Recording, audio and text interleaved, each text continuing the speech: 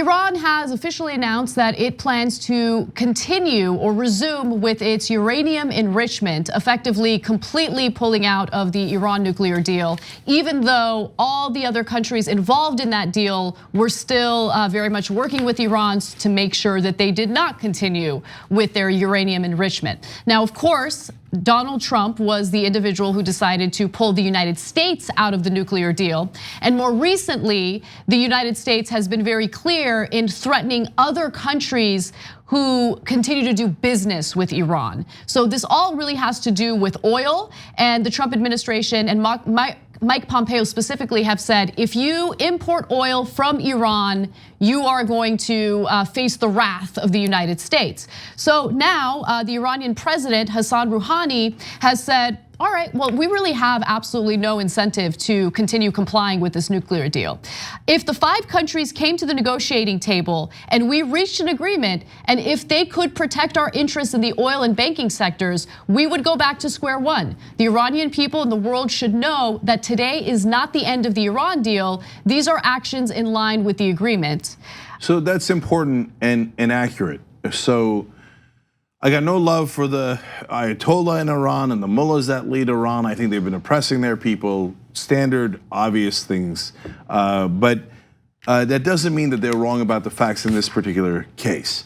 So in the deal, it says, we will stop enriching uranium if you lift sanctions, especially in regards to the banking and oil sectors.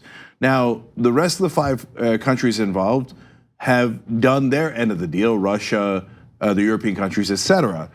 But the US has now backed out of it.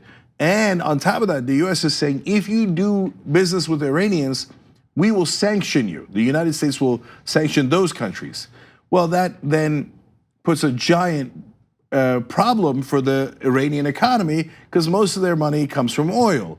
And if you're freezing their assets, which is how we got them to the negotiating table, I'm not sure that was even legally the right thing to do, but we did do it and it worked and we got the deal, so I was kind of thrilled with it, even though it wasn't really the right thing to do.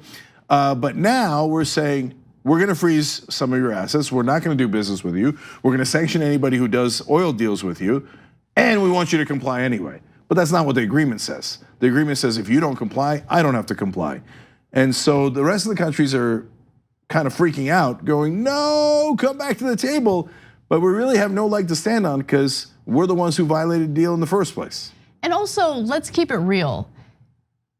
They want Iran to, and when I say they, I mean the Trump administration. They love the idea of Iran continuing their uranium enrichment program, because it'll serve as an excuse to pursue military action.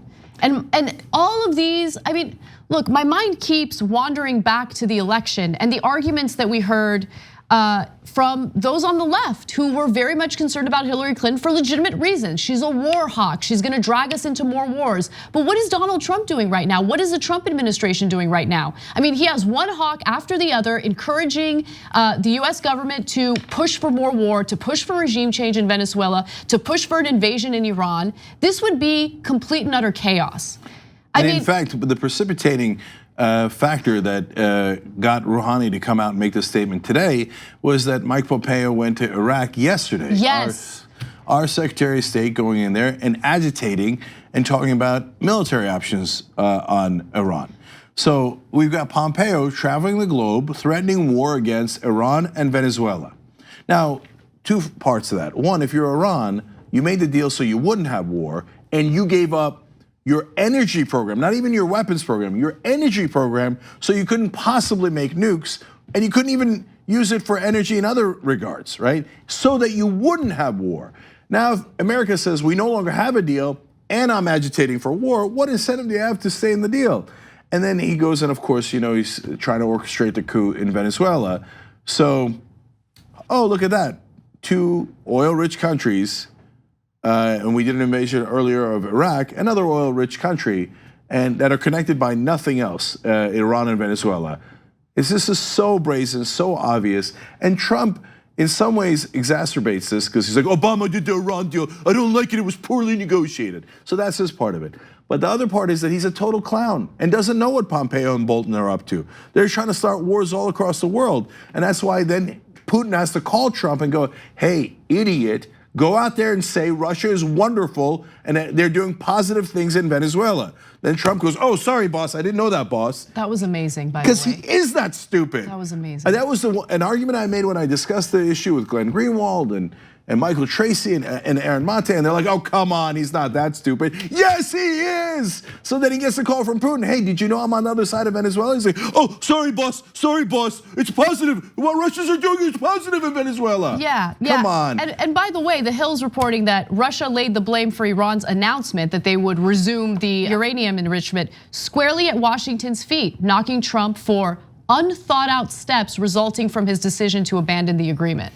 So I don't know what game Russia's playing here. I mean, is there a possibility that Russia could meddle in this and prevent the United States from engaging in military action against Iran? So this could cut two different ways. Look, the more likely thing is, and to give the other side credit, is that Trump is really acting against Russia's interests here. Russia wants the deal. They wanted us to stay in the deal. So that would be evidence on their side, okay? And good evidence.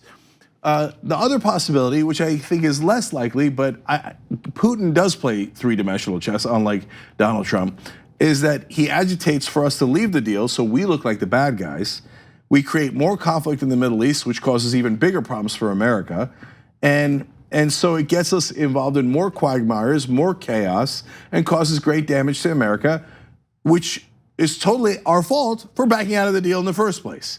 So I don't know if that's the game he's playing. I do know that Trump has no earthly idea what he's doing or what his Secretary of State and National Security Advisor are doing, and he's bungling his way towards disastrous wars. Thanks for watching this free clip of the Young Turks. Don't forget to become a TYT member today. For more exclusive content, join now at tyt.com/join.